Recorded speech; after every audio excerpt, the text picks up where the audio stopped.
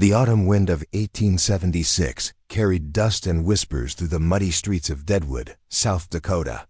Wild Bill Hickok sat in the back corner of the number 10 saloon, his weathered hands wrapped around a glass of whiskey that had grown warm in the afternoon heat.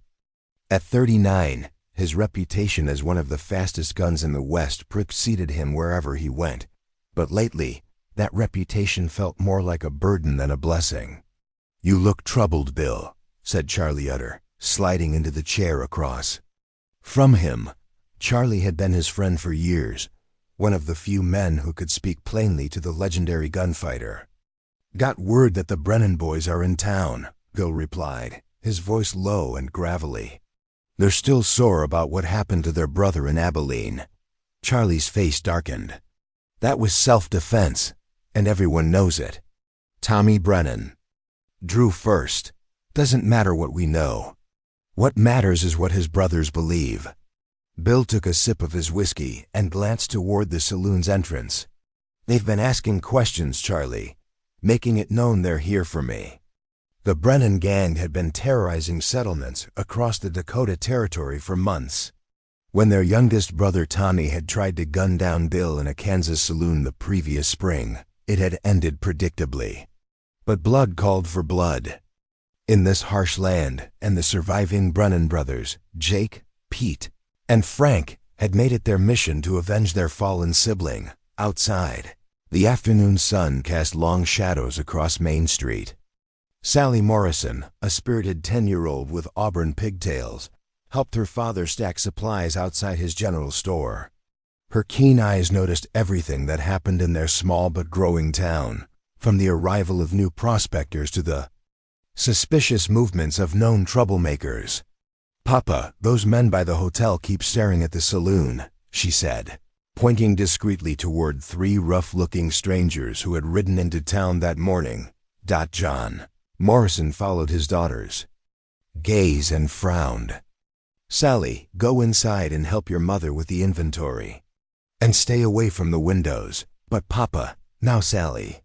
She obeyed reluctantly, but her curiosity was far from satisfied. From her family store, she had a clear view of the number 10 saloon, and something in the air felt different today. The usual chatter and laughter from the establishment seemed muted, replaced by an underlying tension that even a child could sense. Inside the saloon, Bill finished his drink and stood up slowly. "I should head back to my room. No sense in making myself an easy target. Want me to walk with you?" Charlie offered. "No need. If they want me, they'll find me regardless." Bill adjusted his gun belt, checking that his twin Colt .45s were secure in their holsters. "Besides, I've faced worse odds before." As Bill pushed through the saloon's batwing doors, the 3 Brennan brothers emerged from the shadows between buildings. Jake, the eldest, had his hand resting on his gun butt. Pete spat into the dirt, his cold eyes fixed on their target. Frank, barely 20 but already hardened by a life of violence, cracked his knuckles in anticipation. The street seemed to empty as if by magic. Shopkeepers pulled their children inside, and even the stray dogs seemed to sense the impending confrontation. Only Sally Morrison remained at her post by the store window, her small hands pressed against the glass as she watched the scene unfold. "Wild Bill Hickok," Jake called out, his voice carrying across the dusty street. "We've been looking for you." Bill stopped in the middle of the street, his hands hanging loose at his sides. "Well, you found me. What can I do for you boys?" "You know damn well what you can do," Pete snarled. "You killed our brother. Your brother drew on me first. I gave him every chance to walk away." Frank stepped forward, his young face twisted with hatred. He was just 19 years old. "Old enough to know better than to pick a fight with a man he couldn't beat," Bill replied evenly. Despite the casual tone of his words, every muscle in his body was coiled and ready for action. The confrontation had been building to this moment for months, and everyone in Deadwood knew it. What none of them expected was that a 10-year-old girl would soon become the most important person in the legendary gunfighter's life. The standoff stretched across several tense seconds, each man measuring the others, calculating angles and timing. Wild Bill had faced 3-against-1 odds before, but never against men with such personal stakes in seeing him dead. The Brennan brothers had nothing to lose and everything to prove. "This doesn't have to end in blood," Bill said, though he knew his words were wasted on deaf ears. "Your brother made his choice. Don't make the same mistake." Jake laughed bitterly. "The only mistake here is thinking you'll walk away from this street alive." That's when Bill noticed the fourth man, a rifleman positioned on the roof of the hardware store, his weapon already trained on the street below. The Brennans hadn't come for a fair fight. They'd come for an execution. "Smart boys," Bill muttered under his breath. Just as Jake's hand moved toward his gun, the street exploded into chaos. Bill's renowned speed served him well as he drew both pistols simultaneously, but Jake had been ready for that legendary quick draw. The first shot came from the rooftop sniper, a sharp crack that sent a bullet into Bill's left shoulder, spinning him around and causing his left-hand Colt to fly from his grasp. Through the haze of pain and gunpowder smoke, Bill managed to put a bullet into Pete's chest, dropping him to the dusty street. But Jake and Frank were already firing, and with only one working arm and one gun, Bill found himself at a severe disadvantage. A second shot from the rooftop sniper grazed his leg, sending him stumbling toward the wooden sidewalk in front of Morrison's general store. His remaining Colt clicked empty, and with his injured shoulder screaming in protest, reloading was impossible. "Got you now, you son of a bitch," Frank shouted, advancing with his gun raised. Inside the store, Sally Morrison watched in horror as the famous Wild Bill Hickok, the man whose exploits had filled countless dime novels, crawled behind a wooden barrel, bleeding and defenseless. Her father was in the back room, unaware of the drama unfolding just outside his front door. Sally's eyes fell on something that made her heart race. Bill's second Colt .45, which had landed near the store's entrance when he'd been shot.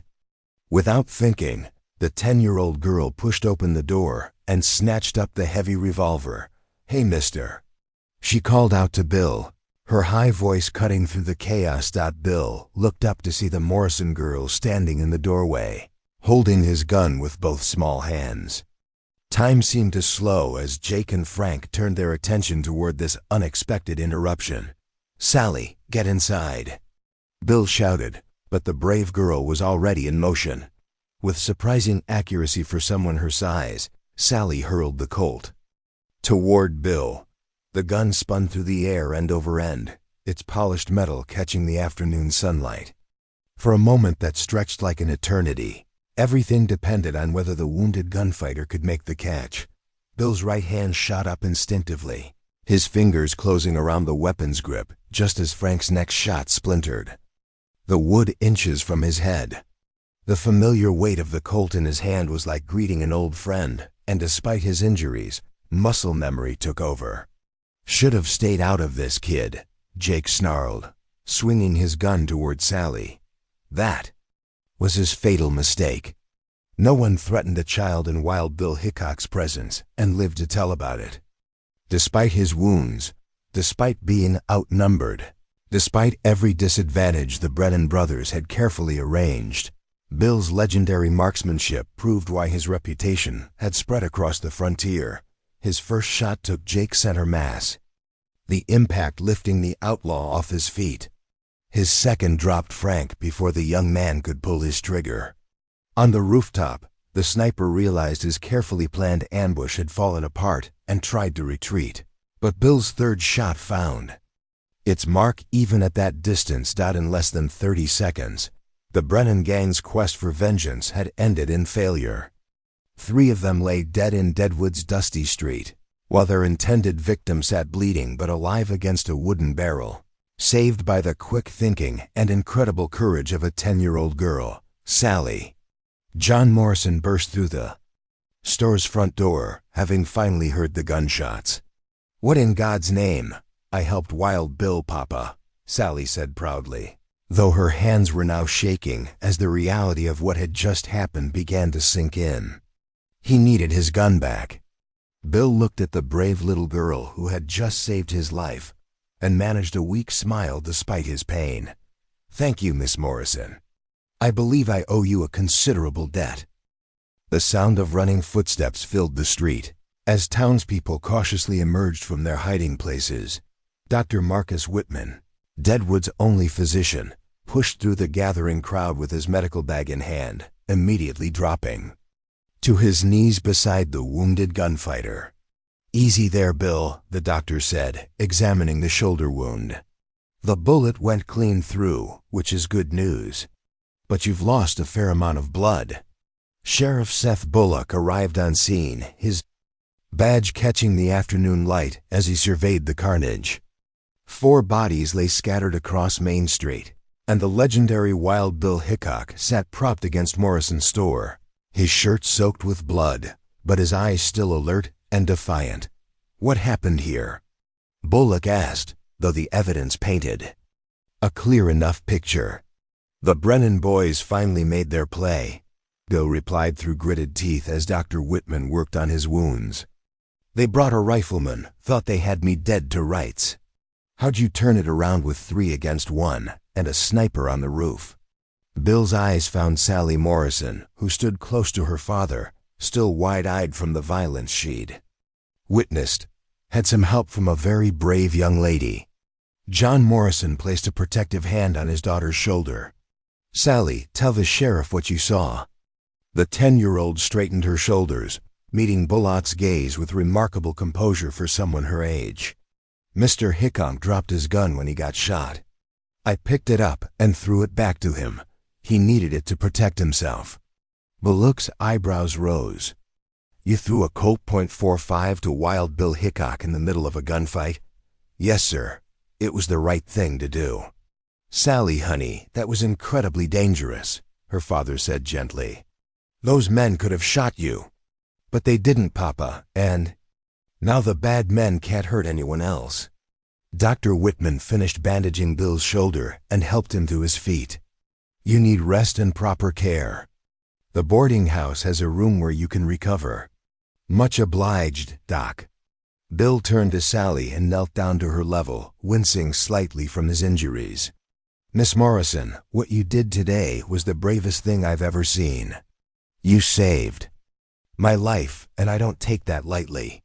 Sally blushed but met his eyes steadily. "Mama always says we should help people when they're in trouble. You were in trouble. Your mama raised you right." Bill reached into his vest pocket and pulled out a silver dollar, placing it in Sally's small palm. "This is from the last poker game one won in Kansas.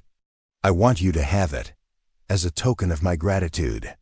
"Thank you, Mr. Hickok. Will you be staying in Deadwood long?" Bill glanced around at the crowd of townspeople, many of whom were looking at him with a mixture of awe and wariness that he'd grown accustomed to over the years. "For a while, I reckon. At least until these wounds heal up." "Sheriff." Bullock helped clear the crowd as undertaker preparations began for the dead Brennan brothers. The rifle-wielding sniper had been identified as a drifter named Carlos Mendez, known to work with various outlaw gangs across the territory. As the sun began to set over Deadwood, painting the rough wooden buildings in shades of gold and amber, the town's residents gradually returned to their normal routines. But the events of that afternoon would be talked about for years to come. The day Wild Bill Hickok was saved by a 10-year-old girl with nerves of steel and a heart full of courage. Inside Morrison's general store, Sally helped her parents clean up while keeping one eye on the boarding house where Wild Bill was recovering. She clutched the silver dollar tightly in her hand, a tangible reminder of the most extraordinary day of her young life. "Sally," her mother said softly, "I'm proud of what you did today, but I'm also terrified. Promise me you'll be more careful in the future." "I promise, Mama, but I'd do it again if I had to." It was the right thing to do. Outside, the Dakota Territory wind continued its eternal dance through the streets of Deadwood, carrying with it The stories and legends that would make this frontier town famous throughout the American West. 3 days after the shootout, Wild Bill Hickok sat on the porch of the boarding house, his left arm in a sling, but his spirits considerably improved. The morning sun felt warm on his face, and for the first time in months, he wasn't constantly looking over his shoulder for potential threats. The death of the Brennan brothers had lifted a weight from his mind that he hadn't fully realized he'd been carrying. "Mr. Hickok?" A familiar young voice interrupted his thoughts. He turned to see Sally Morrison approaching with a covered basket in her hands, her auburn pigtails bouncing with each step. Behind her walked a woman he assumed must be her mother, the same determined jawline and bright, intelligent eyes. "Miss Morrison," Bill said, carefully rising from his chair. "And you must be Mrs. Morrison. I've been hoping to properly thank you for raising such a remarkable daughter." Martha Morrison smiled, though Bill could see the lingering concern in her eyes. "Mr. Hickok, I'm glad to see you're recovering well. Sally insisted on bringing you some of her famous biscuits and jam." "They're not famous yet, Mama," Sally protested, though she beamed with pride as she handed Bill the basket. "But they're pretty good." Bill accepted the gift with genuine gratitude. "I'm sure they're better than anything I could manage with one working arm. Won't you both sit for a while?" As they settled into the porch chairs, Bill found himself studying the girl who had saved his life. In the bright morning light, she looked even younger than her 10 years, yet there was something in her bearing that spoke of an old soul, the kind of inner strength that couldn't be taught, only born. "Sally's been asking questions about you ever since the shooting," Martha said. "I hope you don't mind, but she's curious about your life before Deadwood." "I don't mind at all." Bill turned to Sally. "What would you like to know?" "Papa says you were a lawman in Kansas. Is that true?" "It is. I served as marshal in several towns. Hayes, Abilene, Ellis. It was different work than what most folks think. Lot more paperwork and settling disputes than gunfights." Sally's eyes widened. "But you did have gunfights, didn't you? The stories in the newspapers make it sound very exciting." Bill chuckled, but there was a hint of sadness in his voice. "The newspapers like to make everything sound more exciting than it really was. Truth is, every time I had to draw my gun, it meant someone was probably going to die. That's not exciting, it's tragic. But sometimes you had to, right? To protect innocent people? Sometimes yes. Just like the other day. Those men came to Deadwood looking for trouble, and they found it." Martha Morrison leaned forward slightly. "Mr. Hickok, may I ask you something personal?" "Of course, ma'am." "Do you ever wish you'd chosen a different path? A quieter life?" Bill was quiet for a long moment, considering her question. In the distance, he could hear the sounds of Deadwood coming to life, hammers ringing as buildings went up, horses clopping down the muddy street, the cheerful calls of merchants opening their shops. "Every day," he finally admitted. "Especially now, sitting here, talking with you and Sally, seeing how normal families live. It makes a man wonder what he might have been if he'd made different choices." "It's not too late," Sally said with the earnest conviction that only children possess. "You could stay in Deadwood and do something different. Papa's always saying the town needs good men." Bill smiled at her optimism. "That's kind of you to say, Miss Morrison. But I'm afraid my reputation follows me wherever I go. Men like the Brennan brothers, they'll keep coming as long as I'm alive." "Then maybe you need to make new stories," Sally suggested. "Better stories than the ones in the newspapers." Her words struck him more deeply than she could have known.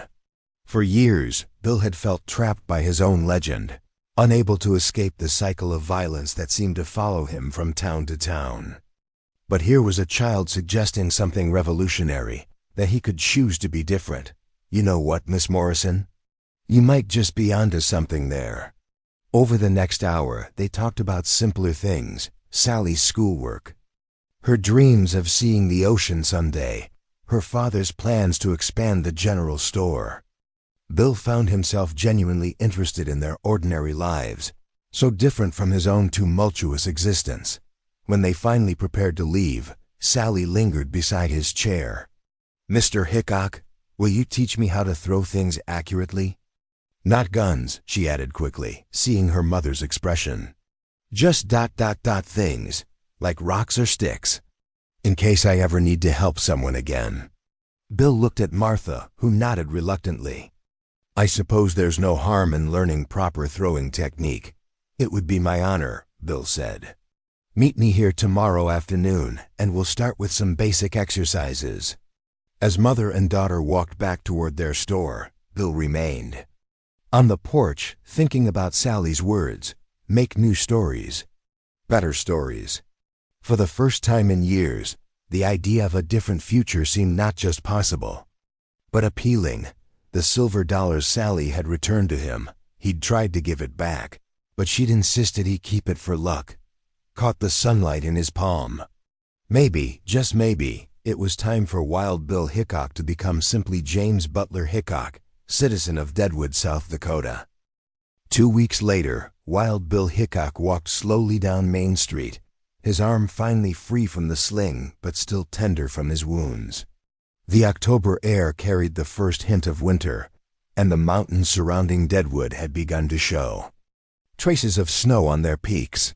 But something had changed in the town's atmosphere, and in Bill himself.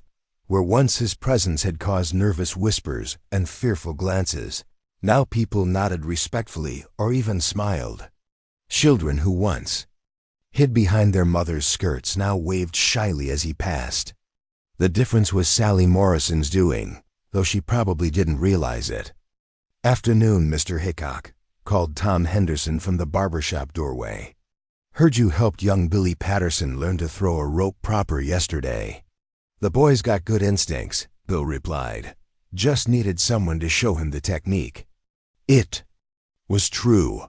Word had spread about his daily sessions with Sally, teaching her accuracy and precision with thrown objects, always harmless items like stones, sticks, and bean bags.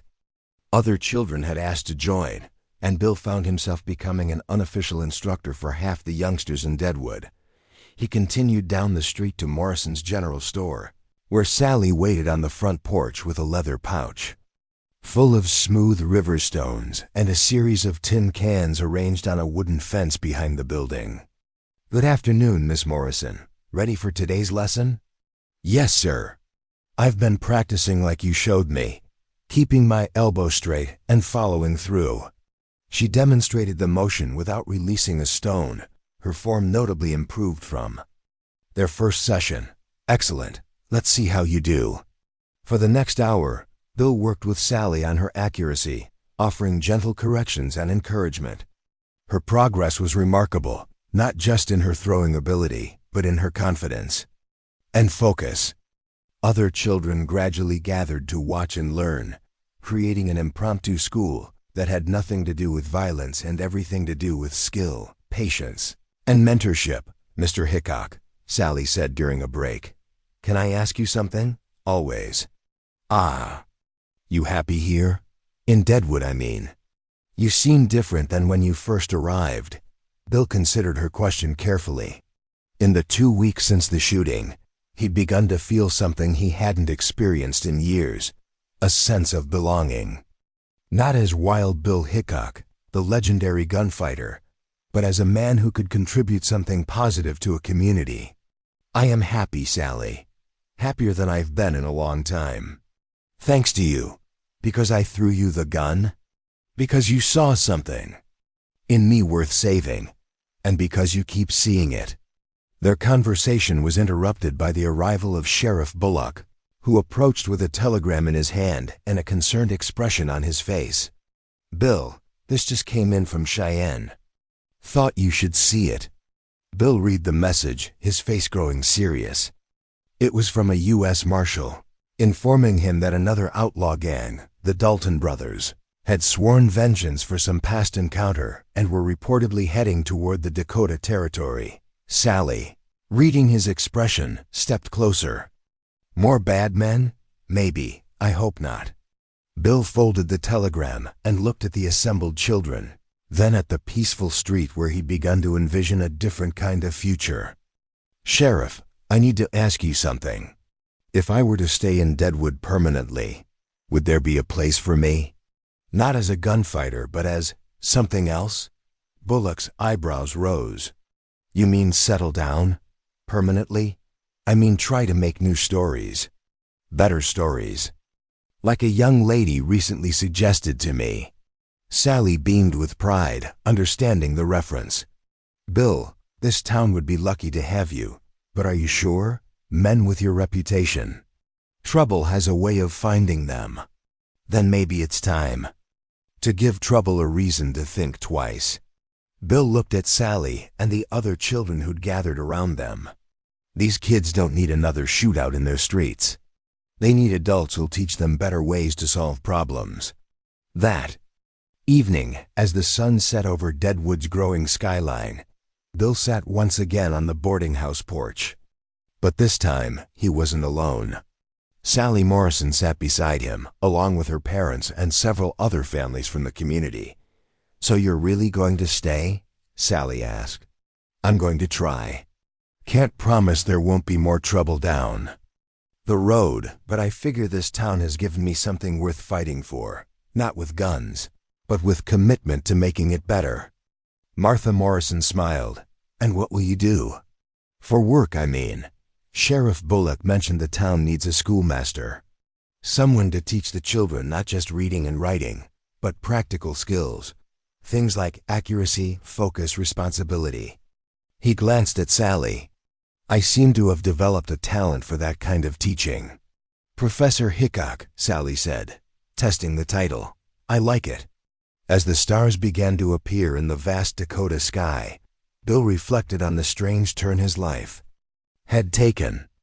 A 10-year-old girl's act of courage had saved more than just his life. It had saved his soul, giving him a chance to become the man he'd always hoped he could be, rather than the legend circumstances had forced him to become, the silver dollar Sally had given him still rested in his pocket, no longer a token of gratitude but a reminder of the moment when Wild Bill Hickok began his transformation into James Butler Hickok, teacher, mentor, and citizen of Deadwood, South Dakota. In the years that followed, visitors to Deadwood would still hear stories of the famous gunfighter who'd once walked these streets. But they'd also hear about the schoolmaster who taught a generation of children that true courage wasn't about how fast you could draw a gun, but about knowing when to draw it at all. And at the center of all those stories was a brave little girl who'd thrown a revolver to a wounded man, and doing so, helped him find his way to a better life.